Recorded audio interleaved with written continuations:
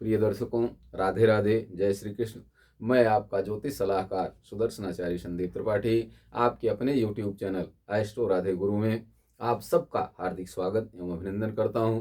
दर्शकों, आज हम पूर्वाखाड़ा नक्षत्र, धनु राशि और सिंह लग्न में जन्म लेने वाले जातकों के विषय में विस्तार से चर्चा करेंगे।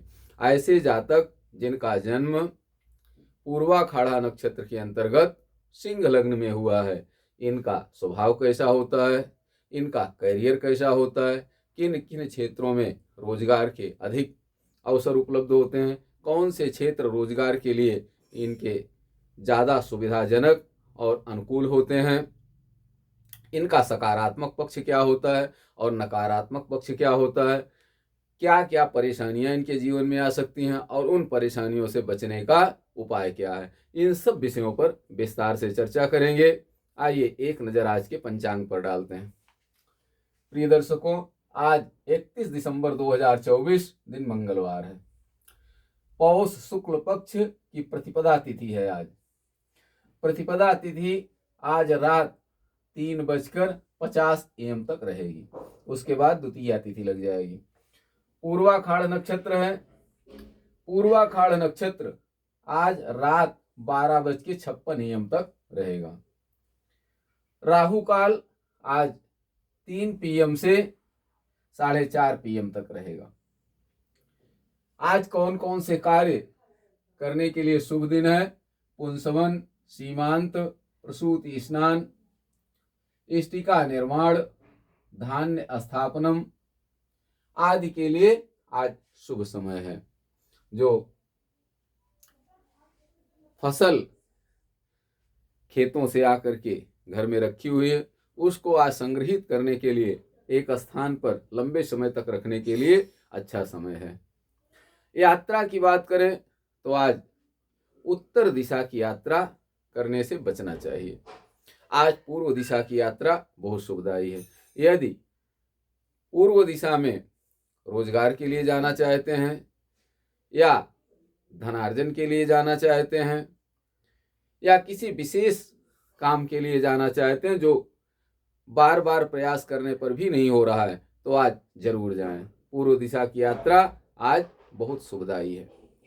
दर्शकों, पूर्वाखाड़ नक्षत्र में जन्म लेने वाले जातक हर प्रकार से सुखी होते हैं, संपत्तिशाली होते हैं, धन धान्य से युक्त होते हैं। पूर्वाखाड़ा नक्षत्र के स्वामी शुक्र हैं और पूर्वाखाड़ा नक्षत्र के देवता वरुण देव हैं, जल देवता हैं।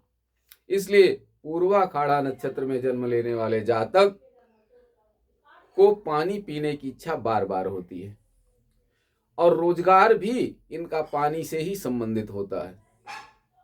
पूर्वाखाड़ा नक्षत्र के जातक साहसी होते हैं, लेकिन पूर्वाखाड़ा नक्षत्र के अंतर्गत जन्म लेने वाले जातकों का शुक्र अगर खराब हो तो इन्हें नाना प्रकार की परेशानियों का भी सामना करना पड़ता है। पूर्वाखाड़ा नक्षत्र में जन्म लेने वाले जातकों के जीवन में शुक्र बृहस्पति का पूरे जीवन प्रभाव रहता है। अगर शुक्र और बृहस्पति की पोजीशन, दोनों की पोजीशन कुंडली में खराब है तो ऐसा जातक पूरे जीवन संघर्ष करता हुआ दिखाई देता है। पूरे जीवन ऐसे जातक को संघर्ष करना पड़ता है। दर्शकों, पूर्वाखाड़ नक्षत्र के जातकों की सबसे बड़ी विशेषता है कि ये धैर्य और दृढ़ इच्छा शक्ति वाले होते हैं। पूर्वाखाड़ नक्षत्र के जातक धैर्य और दृढ़ इच्छा शक्ति के लिए जाने जाते हैं। इनमें बहुत दृढ़ इच्छा शक्ति होती है, बहुत धैर्यशाली होते हैं, लचीलेपन और किसी भी परिस्थिति में न डिगने वाले, विपरीत परिस्थितियों में भी सामंजस्य बनाए रखने वाले होते हैं। पूर्वाखाड़ नक्षत्र के जातक महत्वाकांक्षी होते हैं, आशावादी होते हैं, थोड़ा स्वार्थी जरूर होते हैं। इनके अंदर स्वार्थ की भावना जरूर होती है, लेकिन ये ईश्वर से डरने वाले होते हैं, परोपकार करने वाले होते हैं, धर्म कार्य में रुचि लेने वाले होते हैं। अगर विद्यार्थी हैं तो पढ़ाई लिखाई में बहुत अव्वल होते हैं, पढ़ने लिखने में तेज होते हैं। रोजगार की बात करें तो रोजगार के क्षेत्र में पूर्वाषाढ़ नक्षत्र में जन्म लेने वाले जातक नौकायन, जल से संबंधित कार्य, नौसेना आदि में अधिक सफल देखे जाते हैं। आदि के क्षेत्रों में इनके जाने की और सफलता प्राप्त करने की अधिक संभावनाएं होती हैं। क्यों? क्योंकि पूर्वाषाढ़ नक्षत्र के देवता वरुण देव हैं, इसलिए जल से इनका गहरा संबंध होता है, गहरा नाता होता है। ये शौकीन मिजाज होते हैं, इनका व्यक्तित्व आकर्षक होता है। अगर हम पूर्वाषाढ़ नक्षत्र के अंतर्गत सिंह लग्न में जन्म लेने वाले जातकों की चर्चा करें तो दर्शकों, ऐसे जातक जिनका जन्म सिंह लग्न में हुआ है, सिंह लग्न के लिए बृहस्पति और मंगल योग कारक होते हैं। सूर्य, बृहस्पति और मंगल योग कारक होते हैं। लग्नेश सूर्य, पंचमेश बृहस्पति और भाग्येश मंगल योग कारक होते हैं। अगर हम इस कुंडली पर विचार करें, आज जिन जातकों का जन्म पूर्वाषाढ़ नक्षत्र के अंतर्गत होगा या हुआ है, ऐसे जातक सिंह लग्न में अगर जन्म लिए हैं तो भाग्येश मंगल 12वें भाव में बैठे हुए हैं। बुध, शुक्र और गुरु तीनों शुभ ग्रह केंद्र में हैं। चंद्रमा भी मूल त्रिकोण में है, पंचम भाव में है। भाग्येश मंगल द्वादश भाव में है और यहां मांगलिक योग भी बना रहे हैं। मंगल नीच के मंगल हैं 12वें भाव में, लेकिन दर्शकों, लग्न, चतुर्थ, सप्तम, अष्टम और द्वादश भाव में मंगल हो तो कुंडली मांगलिक होती है। परंतु इन्हीं भाव में अगर शनि कहीं बैठे हों, लग्न, चतुर्थ, सप्तम, अष्टम और द्वादश में से किसी भाव में शनि भी बैठे हों तो मंगली का परिहार हो जाता है। ऐसा जातक मंगली दोष के अंतर्गत नहीं आता है। मंगली विवाह के लिए विशेष रूप से देखा जाता है कि दाम्पत्य जीवन सुखमय हो, इसके लिए मंगली पर बहुत गंभीरता से विचार किया जाता है। विवाह का उद्देश्य सुखी वैवाहिक जीवन का होता है और सुखी वैवाहिक जीवन तभी हो सकता है जब मंगल का प्रभाव दाम्पत्य जीवन पर न पड़े, या यूं कहें कि मंगल या किसी पापक ग्रह का प्रभाव दाम्पत्य की, मंगल या किसी पापक ग्रह का कुप्रभाव दाम्पत्य जीवन पर या दाम्पत्य जीवन से संबंधित भाव या ग्रह पर न पड़ रहा हो। दाम्पत्य जीवन का भाव सप्तम भाव है। द्वादश भाव में बैठा हुआ मंगल सप्तम भाव को अपनी अष्टम पूर्ण दृष्टि से देख रहा है। ऐसे में कुंडली मांगलिक होती है। और अगर परिहार नहीं हो रहा है, कुंडली में मंगल खराब स्थिति में है, लग्न, चतुर्थ, सप्तम, अष्टम, द्वादश भाव में, तो निश्चित रूप से दाम्पत्य जीवन पर उसका कुप्रभाव अवश्य पड़ता है। दर्शकों, अगर हम इस जातक के विद्या अध्ययन की चर्चा करें तो विद्या अध्ययन के मामले में पंचम भाव सिंह लग्न में जन्म लेने वाले जातक जिनका आज पूर्वाषाढ़ा नक्षत्र में जन्म हुआ है, पूर्वाषाढ़ा नक्षत्र, भूधा फाड़ा, 4 चरण होते हैं पूर्वाषाढ़ा के। पहले चरण में भू अक्षर से, दूसरा धा अक्षर से, तीसरा फा और चौथा अड़ा ढा, चौथा ढा अक्षर से प्रारंभ होता है। अगर इन अक्षरों में से किसी अक्षर से आपका नाम प्रारंभ होता है तो आपका भी जन्म पूर्वाखाड़ा नक्षत्र का है और आपकी राशि कौन सी होगी? धनु राशि होगी। तो ऐसे जातक जिनका पूर्वाखाड़ा नक्षत्र के अंतर्गत सिंह लग्न में हुआ है, अगर हम इनके विद्याध्ययन की चर्चा करें तो पंचमेश बृहस्पति कहाँ बैठे हुए हैं? केंद्र में है, बैठे हैं, दसम भाव में बैठे हुए हैं। और पंचम भाव में सूर्य बैठे हुए हैं। सूर्य के साथ में चंद्रमा है। चंद्रमा लगभग अस्त की स्थिति में है। सूर्य के साथ चंद्रमा कमजोर होते हैं। ऐसी स्थिति में सूर्य मजबूत है, मित्र की राशि में है, लग्नेश है, पंचम भाव में बैठे हुए हैं। पंचमेश बृहस्पति केंद्र में है, बुध की दृष्टि पड़ रही है गुरु पर। निश्चित रूप से ऐसा जातक मेधावी होगा, प्रखर बुद्धि का होगा और अपने परिश्रम से उच्च स्थान प्राप्त करेगा। शिक्षा में अग्रणी होगा और चाहे वह राजकीय सेवा हो या व्यापार हो, सब में अगली पंक्ति में होगा।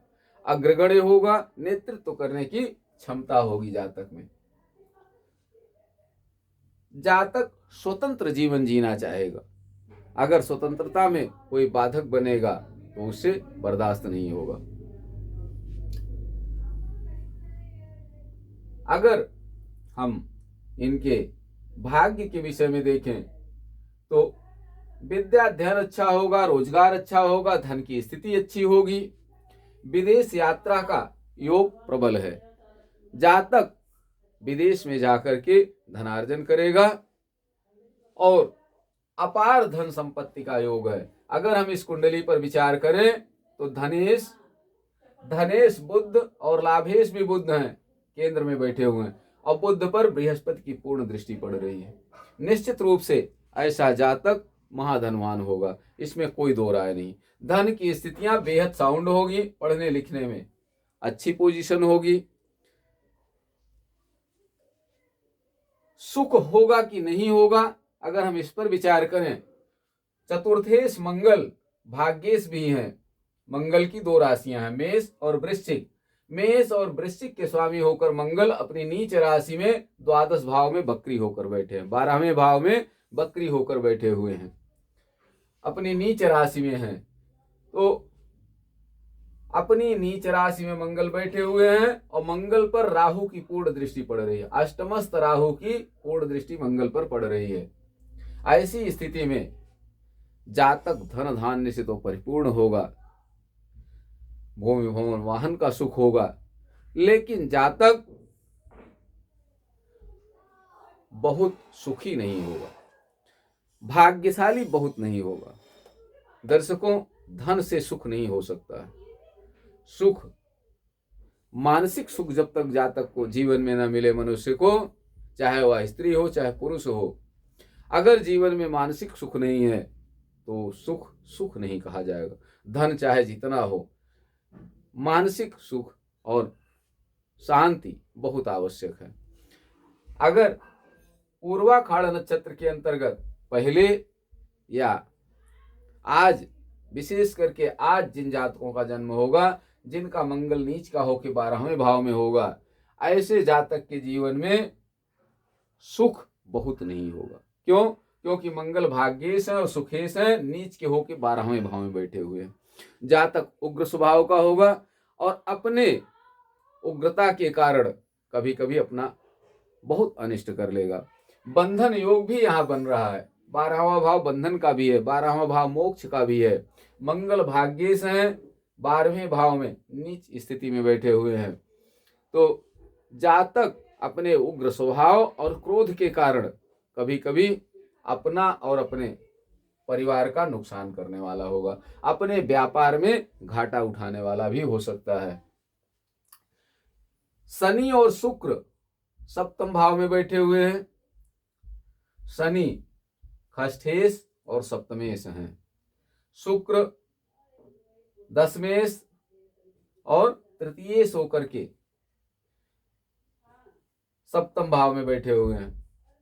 सिंह लग्न के लिए बृहस्पति और मंगल योग कारक होते हैं। बृहस्पति की पोजीशन ठीक है कुंडली में,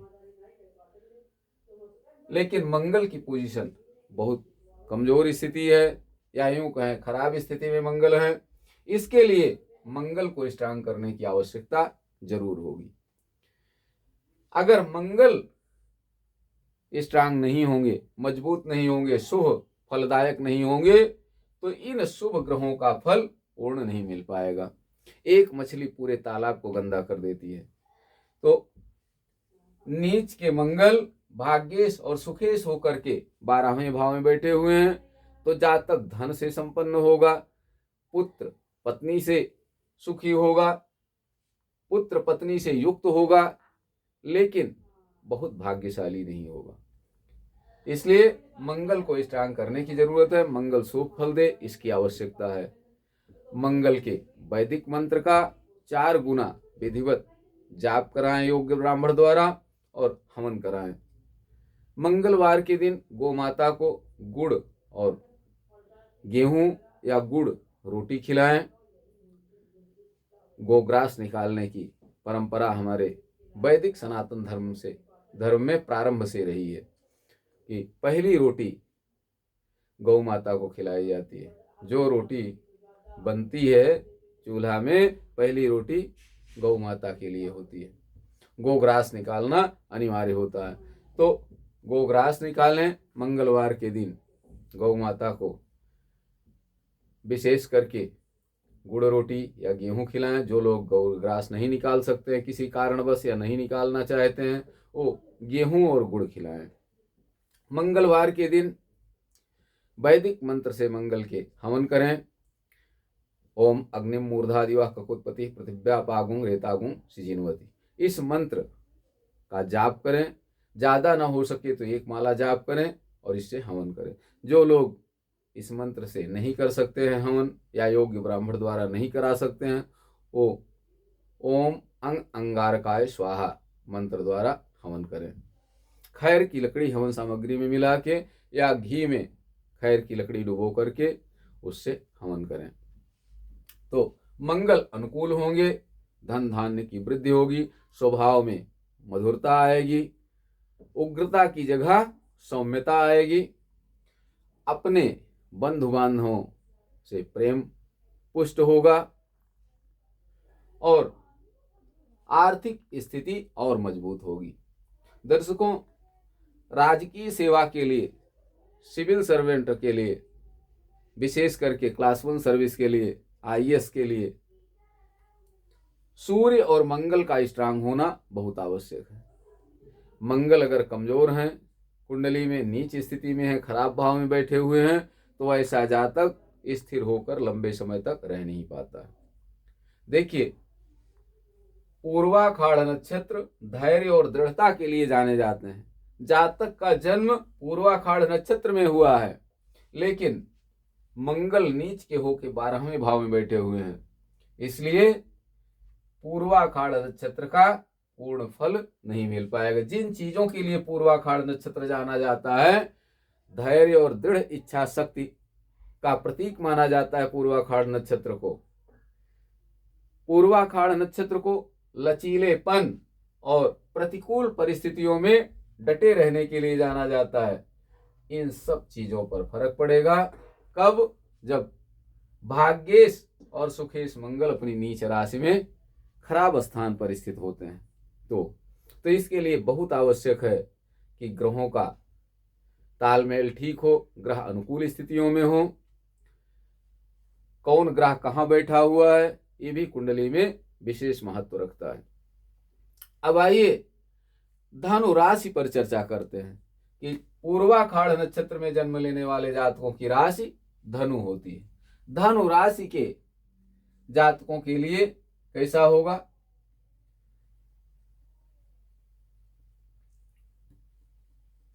हम लग्न में अगर चंद्र लग्न से देखें तो आपके समझ में ज्यादा आएगा। धनु, मकर, कुंभ, मीन, मेष,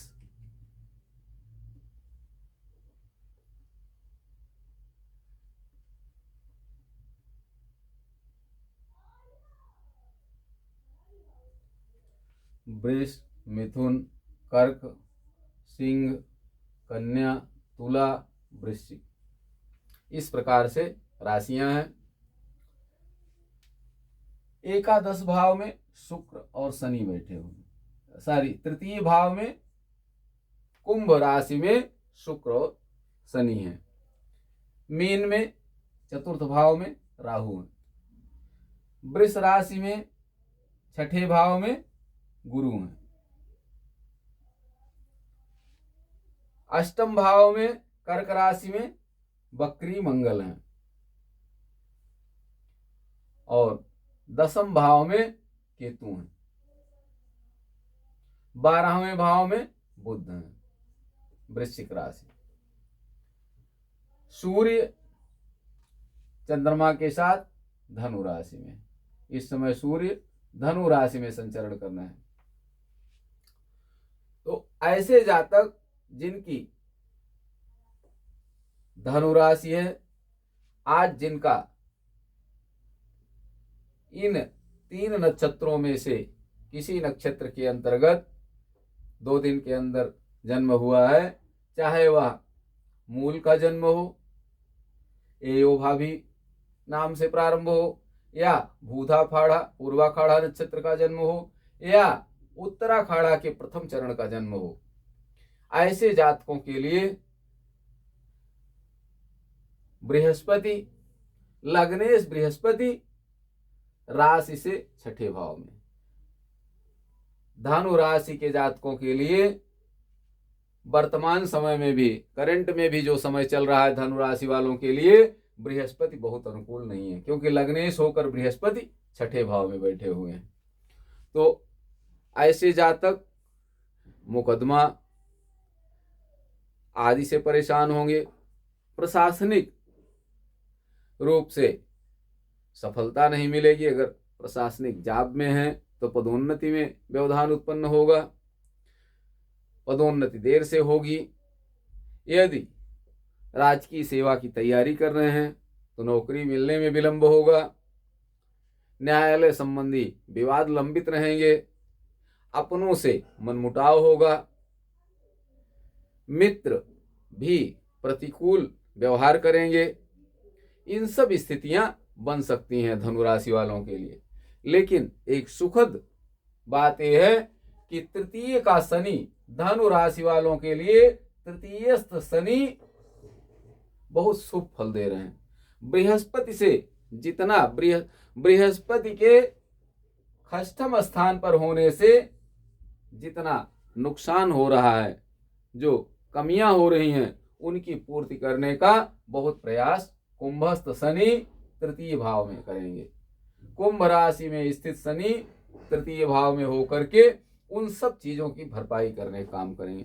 अर्थात मुकदमा में जो विलंब हो रहा है उसमें भी सपोर्ट करेंगे, जल्दी निपटारा हो जाए। जो अपने परिवार से दूरी बनती जा रही है उसमें भी सामंजस्य बनाने की कोशिश करेंगे। रुके हुए कार्य पूर्ण होंगे, धन धान्य की स्थिति बेहतर होगी। आदि सभी मामलों में शनि का पूर्ण सहयोग प्राप्त होगा, जिससे बृहस्पति के द्वारा होने वाली क्षति, बृहस्पति के कमजोर होने से जो कार्य रुके हुए हैं उन सब की पूर्णता होने की बहुत संभावना है। चतुर्थस्थ राहु जमीन जायदाद संबंधी विवाद उत्पन्न कर सकते हैं। राहु चमत्कारिक परिवर्तन तो करते ही करते हैं, लेकिन राहु केतु के विषय में ऐसा माना जाता है कि केवल वो हानि रेवच, राहु केतु केवल नुकसान करते हैं। कुछ विद्वानों का मत है कि केंद्र और त्रिकोण में राहु केतु शुभ फल देते हैं। शास्त्रों का कथन है कि केंद्र और त्रिकोण में राहु केतु शुभ फल देते हैं, लेकिन राहु केतु नुकसान भी करते हैं। इनके विषय में कोई गारंटी नहीं ले सकता। चतुर्थस्थ राहु भूमि संबंधी विवाद में भी उलझा सकता है, इसलिए इन सब चीजों से बचने की कोशिश करें। धर्म से जुड़े रहें, धार्मिक प्रवृत्ति रखें।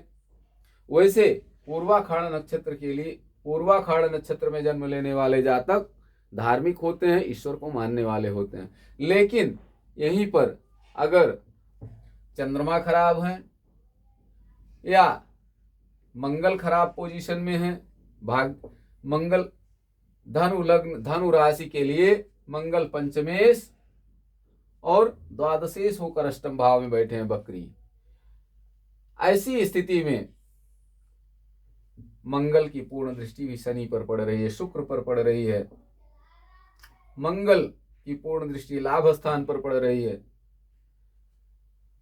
मंगल क्रोध उत्पन्न करेंगे, मंगल को अनुकूल करने की कोशिश जरूर करें। चंद्रमा कहाँ के स्वामी हैं? चंद्रमा अष्टमेश होकर लग्न में बैठे हुए हैं। धनु राशि वालों के लिए चंद्रमा अष्टमेश होकर लग्न में बैठे हुए हैं और लग्नेश छठे भाव में बृहस्पति हैं, तो स्थितियां बहुत अच्छी नहीं हैं। शिव की आराधना करें। प्रत्येक सोमवार भगवान भोलेनाथ के शिवलिंग पर गाय का दूध चढ़ाएं ताकि मानसिक शांति मिले, क्रोध में न्यूनता हो, और शिव आराधना करें। सोमवार व्रत रख सकते हैं तो व्रत रहें, अन्यथा अष्टमेश चंद्रमा बहुत क्षति कर सकता है, स्वास्थ्य संबंधी समस्याएं दे सकता है, क्योंकि चंद्रमा अष्टमेश होकर लग्न में बैठा, लग्नेश छठे भाव में रोग स्थान पर बैठे हैं, इसलिए रोग और बीमारियों से इनकार नहीं किया जा सकता है। इन स्वस्थ जीवन शैली अपनाने के लिए, स्वस्थ रहने के लिए, स्वास्थ्य लाभ प्राप्त करने के लिए बृहस्पति, मंगल और चंद्रमा को अनुकूल करने की कोशिश करें।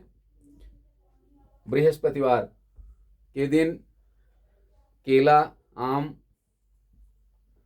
पीली वस्तुएं, हल्दी आदि का दान कर सकते हैं, इनका सेवन करें। मंगलवार के दिन उपाय हमने पहले ही बताया, चंद्रमा के लिए शिव आराधना करें, मोती भी पहन सकते हैं। अगर ये उपाय करते हैं आप तो आपका जीवन मंगलमय, सुखमय हो सकता है और आने वाला भविष्य उज्जवल होगा। धन की स्थितियां, धनु लग्न वालों के लिए, धनु राशि वालों के लिए धन की स्थिति बेहतर होगी। धन के लिए, धनु राशि वालों के लिए अच्छा समय चल रहा है, लेकिन दर्शकों, धन से सुख नहीं होता। सुख के लिए मन स्थिति मजबूत होनी चाहिए। चंद्रमा का स्ट्रांग होना आवश्यक है, बृहस्पति का अनुकूल होना बहुत जरूरी है, इसलिए इन सब को अनुकूल करने की कोशिश करें। आज 31 दिसंबर 2024 है, कल से नया वर्ष 2025 प्रारंभ होगा। 2025 का पहला दिन कल होगा। आप सबके लिए वर्ष 2025 मंगलमय हो, आप सबका जीवन सुखमय हो, धन धान्य से सुखी रहें। इन्हीं सब मंगल कामनाओं के साथ आप सबको राधे राधे, जय श्री कृष्ण। आप सब स्वस्थ रहें, मस्त रहें, हंसते मुस्कुराते रहें। दर्शकों, यदि आप अपनी कुंडली दिखाना चाहते हैं, ग्रह शांति कराना चाहते हैं, तो हमारे व्हाट्सएप नंबर पर कॉल करके या मैसेज भेज करके हमसे संपर्क कर सकते हैं। हमारा व्हाट्सएप नंबर है 9140819264।